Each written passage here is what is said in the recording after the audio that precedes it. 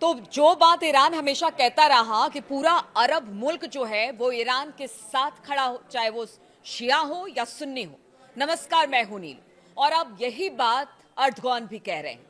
जी हां, American, Israel और Iran में युद्ध के चलते मिडिल ईस्ट में फैले तनाव के बीच तुर्की के राष्ट्रपति रिसेप तैयब एर्दोगान और अपने इस्लामी एजेंडे को बढ़ाने में जुट गए हैं।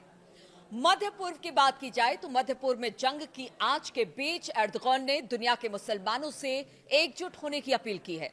एर्दोगान ने अपने एके पार्टी की एक बैठक को संबोधित करते हुए युद्ध रोकने की अपील की और कहा कि हम हथियारों को शांत करने की कोशिश जारी रखे हुए हैं।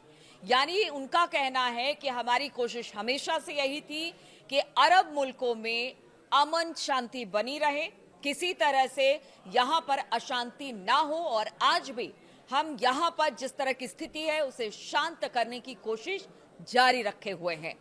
एक न्यूज रिपोर्ट के अनुसार बताया जा रहा है कि तुर्की के राष्ट्रगान की 105वीं वर्षगांठ के मौके पर एर्दोगान ने ईरान पर अमेरिका और इजराइल के हमलों को याद किया और इसे बड़ी तबाही बताया है।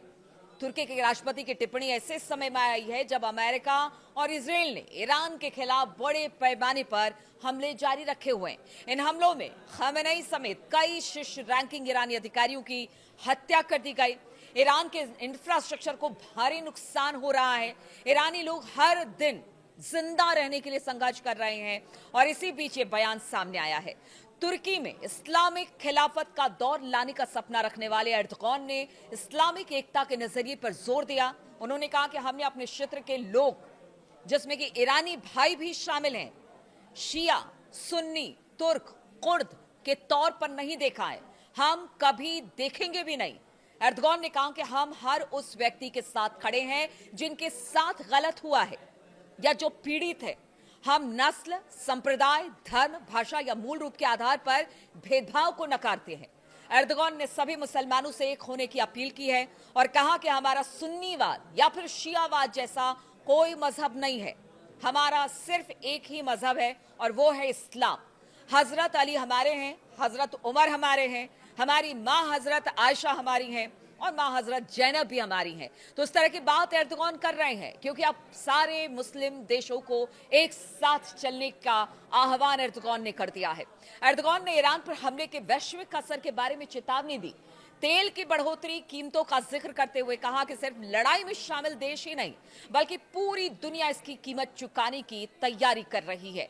अमेरिका, इजराइल और ईरान में युद्ध के चलते मिडिल ईस्ट में फैले तनाव के बीच तुर्की के राष्ट्रपति रिसेप तैयब एर्दोगान का ये जो पूरा इस्लामिक एजेंडा है अब वो बढ़ा रहे हैं और सिर्फ उनका कहना है कि इस बढ़ाने के पीछे का मकसद यही है कि जो अरब देश है उसमें शांति कायम हो। एक तरह से उन्होंने अरब देशों से भी ये कह दिया है कि आप बाकी चीजों को छोड़िए, शिया, सुन्नी, इन सबको छोड़िए, ईरान का साथ दीजिए क्योंकि यही समय है, सही समय है। और मुस्लिमों की एकजुटता की बात एर्दोगान करते हैं। पीछे हमने देखा कि किस तरह से जब खमेनी साहब से पूछा गया था और इजराइल और अमेरिका का ईरान पर हमले का डर था, उस वक्त यही बात अली खमेनी ने भी कहा था कि देखिए ये समय जो है सबको एकजुट होने का समय है और अगर ऐसा नहीं होता है तो फिर ये लड़ाई क्षेत्रीय लड़ाई में तब्दील हो जाएगी और हो भी कुछ ऐसा ही रहा है।